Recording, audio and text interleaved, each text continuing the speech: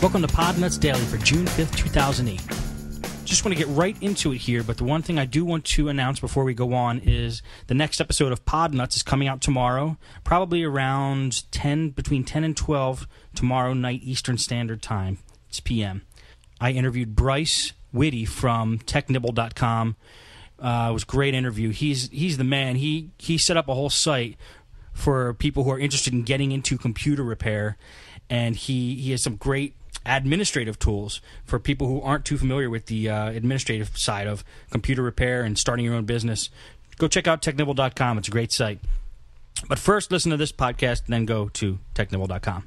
Okay. Computer I worked on today, loaded with viruses. This customer was at some sites where he shouldn't have been on and got some viruses. So what I did on this computer is boot it into safe mode first.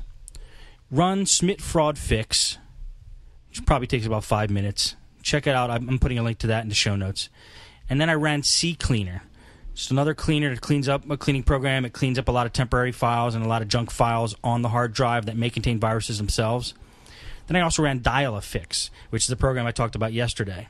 And the reason I ran Dialfix was he had automatic updates would not go on his computer. He also had some trouble.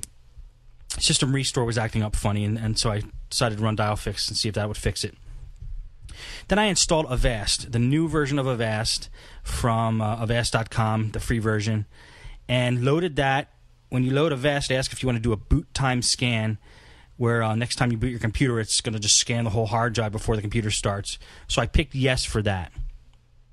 Then before I actually restarted the computer, I went into add remove programs, and I went down the list, and anything I saw that was junk or like a fake protection program, like one was called Spy Killer, and any programs like that are kind of seem fishy, or any programs that are just taking up space or could be causing a problem, got rid of that. And then I went into the MS config, went to run and an MS config, looked in the startup menu, saw if there was anything fishy in there, got rid of anything that looked fishy in there, and then actually did the reboot of the system. System rebooted, and what happened was, it was kind of funny. I thought that would clean everything up, but after it actually loaded and Avast did its scan, there was still one file that kept maxing out the processor, one process that kept running. It was the lsass.exe file. It was constantly trying to access the internet. You know what? That file actually went away when I did. I went back to add remove programs, and I removed some more programs. The reason I left them there in the first place is they were Verizon programs, and the person had Verizon DSL. So a lot of times they have their computer customized to Verizon, where they have the Verizon browser and that kind of thing, and I didn't want to mess with that. So it turned out that was the problem. I erased those programs. The lsass file did not start maxing out the processor anymore. Everything was running fine, except when I went on Internet Explorer. Just tried a couple websites like Yahoo and MSN and eBay, and it kept hijacking my browser and taking me to other sites to buy spyware or porn sites or different sites like that. So what I did at that point was I just went straight into Internet Explorer 7's tools, and I think it's on the advanced tab, did a reset, which brings Internet Explorer back to factory settings, basically. Internet Explorer 6 doesn't have this feature, and I wish it did, because it wipes out all the add-ons, it wipes out all the things that you have attached to Internet Explorer 7, and strips it down clean, so it can run without any problems, pretty much like the way it was when you first installed it. And that turned out to be it. It worked. Computer was running great. You can tell if the computer's running okay if you look at the task manager and check out the graphs and look at the processor and see if it's not running any higher than like 4 to 8% when it's idling. And tried a couple more, went on the internet, tried Internet Explorer out a little bit more, made sure all the viruses were gone, looked clean. So that was one job that finished up and considered done. The next computer I want to talk about is the DV6000 HP that I was working on yesterday.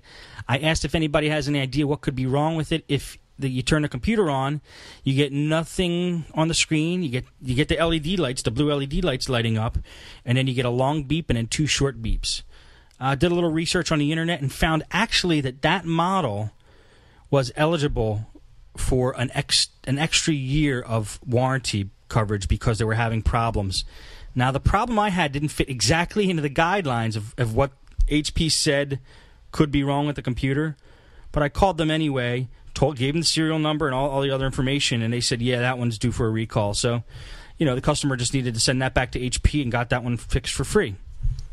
So, I'd still like to know why it's making that noise if anybody does come across that. Okay, let's go on to the next computer, though.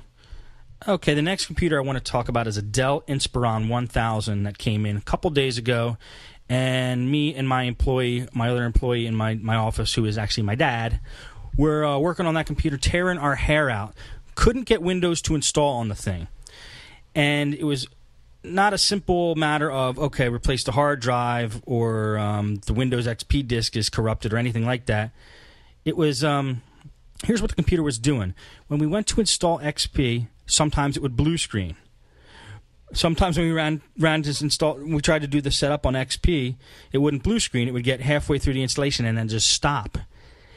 Things like that. It never kind of did the same thing twice, but it never made it all the way through. In my, if I was taking a quick look at that and trying to diagnose what was wrong, I'd say there's a problem with the motherboard. We tried a couple hard drives in there.